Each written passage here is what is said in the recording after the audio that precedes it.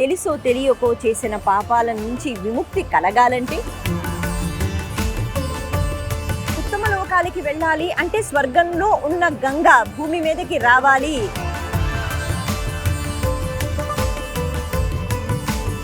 ఇక్కడ గంగలో స్నానం చెయ్యటము అన్నది ఎంతో శ్రేయస్సుకరం. ఎందుకు అంటే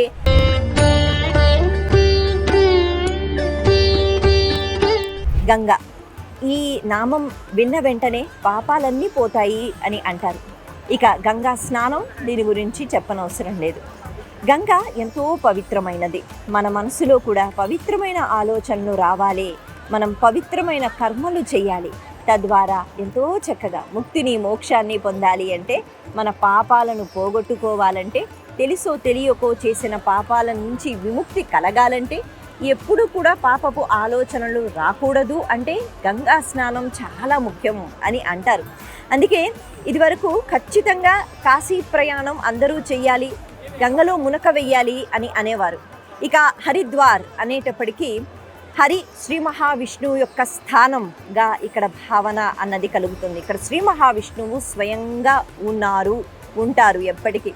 శ్రీ మహావిష్ణువు యొక్క పాద స్పర్శ ఈ ప్రదేశంలో ఒకప్పుడు కలిగింది కాబట్టి ఇక్కడ నేటికి ఆ పవిత్రత అన్నది కనిపిస్తూ ఉంటుంది. అందుకే హరిద్వార్ అనే ఈ స్థలంలో హరికి పౌరి అంటే హరి యొక్క చరణములు ఉన్న స్థలము అని అంటారు. ఇక్కడ గంగా ప్రవాహం కొద్దిగా వేగంగానే ఉంటుంది. ఇంకా చెప్పాలి అంటే ఇక్కడ గంగలో స్నానం చెయ్యటము అన్నది ఎంతో శ్రేయస్సుకరం. ఎందుకు అంటే దీన్నే బ్రహ్మకుండ్ అని కూడా అంటారు. అంటే పూర్వం అమృతం తీసుకుని వెళుతున్నప్పుడు గరుత్మంతుడు ఇక్కడ 2 చుక్కలు పడ్డాయి అని చెప్తారు. కాబట్టి హరిద్వార్లో ఉన్న గంగకి ఒక ప్రత్యేకత ఉంది.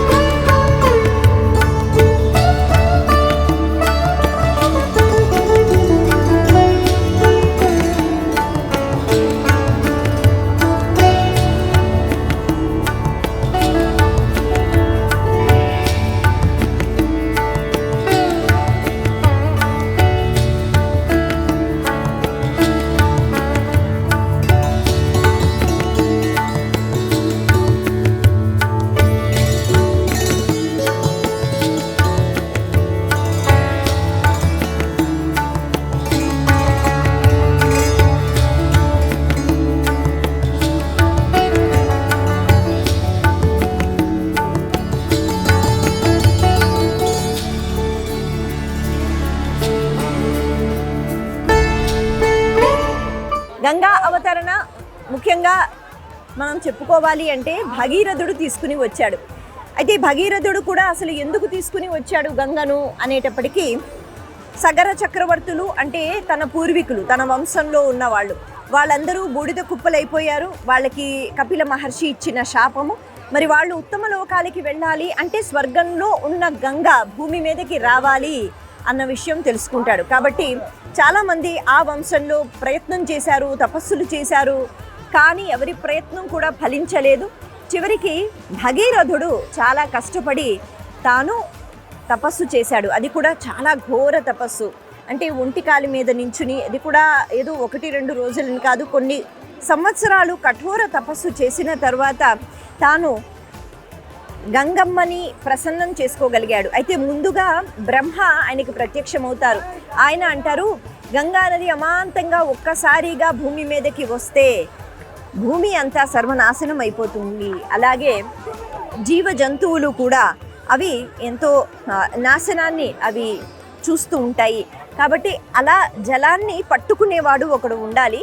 అందుకని నేను కాదు, ముందుగా ఈశ్వరుణ్ణి ప్రార్థిస్తే ఈశ్వరుడు వచ్చిన తర్వాత అప్పుడు ఈశ్వరుడు ఈ గంగని అదుపులోకి తీసుకుని అప్పుడు దాన్ని విడిచిపెట్టాలి అని చెప్తారు. భగీరథుడు చాలా కష్టపడి తపస్సు చేసిన తర్వాత మళ్ళీ ఈశ్వరుడి కోసం తాను తపస్సు చేస్తారు.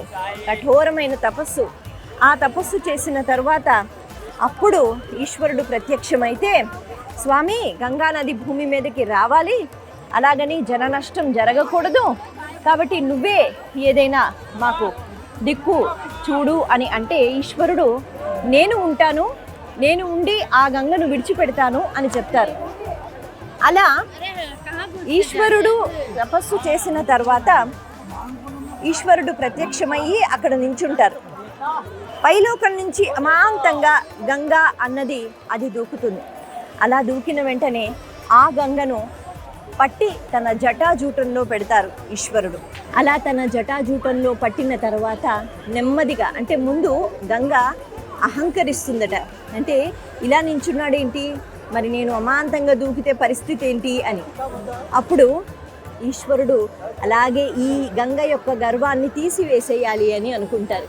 ఇంకేముంది, తన జటాజూటంలోనే గంగని అలాగ తిప్పుతూ ఉంటారట.